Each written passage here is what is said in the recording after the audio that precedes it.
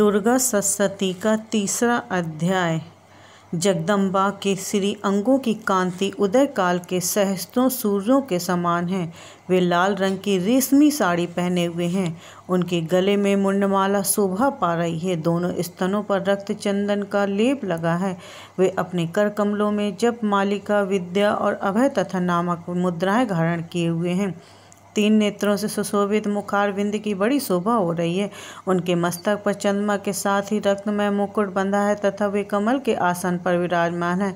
ऐसी देवी को मैं भक्ति पूर्वक प्रणाम करता हूँ। ऋषि कहते हैं, दैत्यों की सेना इस प्रकार तहस नहस होते देख महादैत्य सेनापति निष्ठुर क्रोध में भरकर अंबिका देवी से युद्ध करने के लिए आगे बढ़ा और असुर रणभूमि में देवी के ऊपर इस प्रकार बाणों की वर्षा करने लगा जैसे बादल मेरीगुरी के शिखर पर पानी की धार बरसा रहे हैं तथा देवी के अपने बाणों उनके बाण समूहों अनायास ही काट कर उसके घोड़े और सारथी को भी मार डाला। साथ ही उनके धनुष तथा अत्यंत ऊंची ध्वजाओं भी तत्काल का काट गिराया।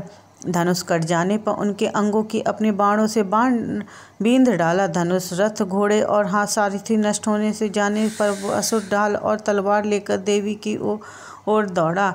उसने तीखी धार वाली तलवार से सिंह के मस्तक पर चोट करके देवी की ओर बाईं भुजा से बड़े वेग से प्रहार किया। राजन, देवी की बाएं पर पहुंचते ही वह तलवार टूट गई।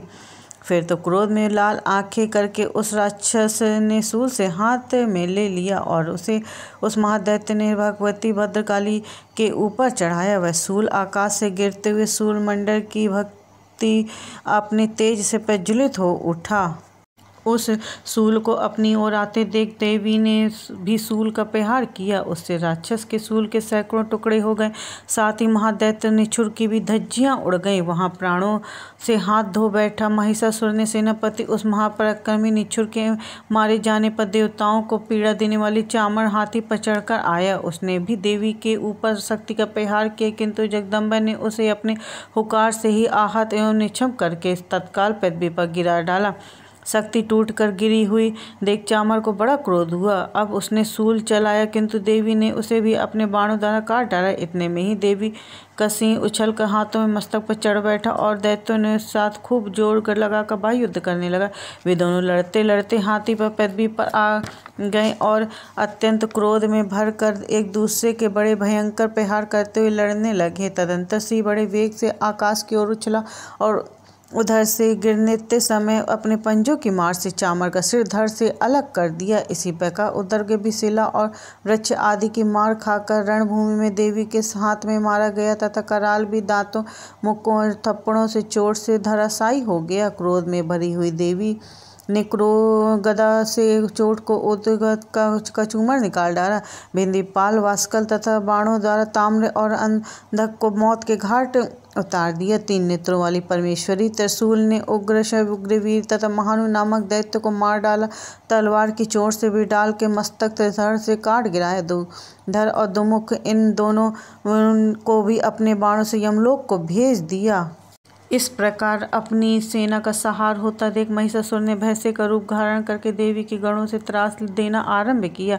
किन्हीं को यूथिन से मार कर, किन्हीं के ऊपर खुरों का प्रहार करके, किन्हीं को पूंछ से चोट पहुंचाकर, कुछ को सींगों से वितीर्ण करके, कुछ गणों को वेग से, किन्हीं को सिंहनाद से, कुछ को चक्कर देकर, कितनों को निश्वास वायु के झोंके से धराशायी कर दिया।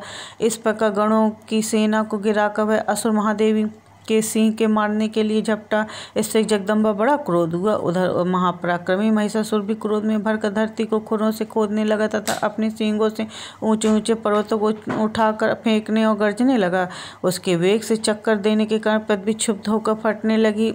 उसकी पूंछ से टकराकर समुद्र सब ओर से धरती को डुबोने लगा। हिलनेते हुए सींगों को आघात से विदीर्ण होकर बादलों के टुकड़े टुकड़े हो गए। उसके श्वास की प्रचंड वायु के वेग से उठते हुए सैकड़ों तथा आकाश से गिराए हुए। इस प्रकार क्रोध में भरे हुए उस महादैत्य को अपनी ओर आते देख चंडिका ने उसका वध करने के लिए महान क्रोध किया। उन्होंने पास फेंक कर उस महान असुरों को बांध डाला और महासक्रम बन जाने पर उसने भैंसे का रूप त्याग दिया और तत्काल सिंह के रूप में वह प्रकट हो गया। वह उस अवस्था में जगदम्बा ज्यों ही उसका मस्तक कटने से अवगत हुई त्यों ही खंडकधारी पुरुष के रूप में दिखाई देने लगा। तब देवी ने तुरंत ही बाणों की वर्षा करके ढाल और तलवार के साथ उस पृथ्वी को पुरुष को बीन डाला। इतने में ही वह महान गजराज के रूप में परिणत हो गया तथा अपनी सूंड से देवी के विशाल सिंह से खींचने और गर्जने लगा।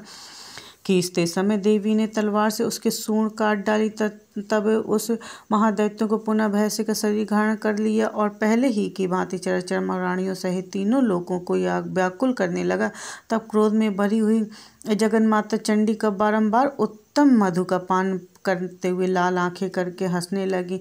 उधर वह बल और पराक्रम के मध्य से उन्मत्त हुआ राक्षस का गर्जने लगा और अपने सींगों से चंडी के ऊपर पर्वतों को फेंकने लगा। उस समय देवी अपने बाणों के समूह से उसके फेंके हुए पर्वतों को सूंड काटती हुई बोली। बोलते समय उसका मुख मधु के मंद से लाल हो रहा था और वाणी को लड़खड़ा रही थी। देवी ने कहा, ओ मूढ़, मैं जब तक मधु पीती हूँ तब तक तू क्षण भर के लिए खूब गर्ज ले।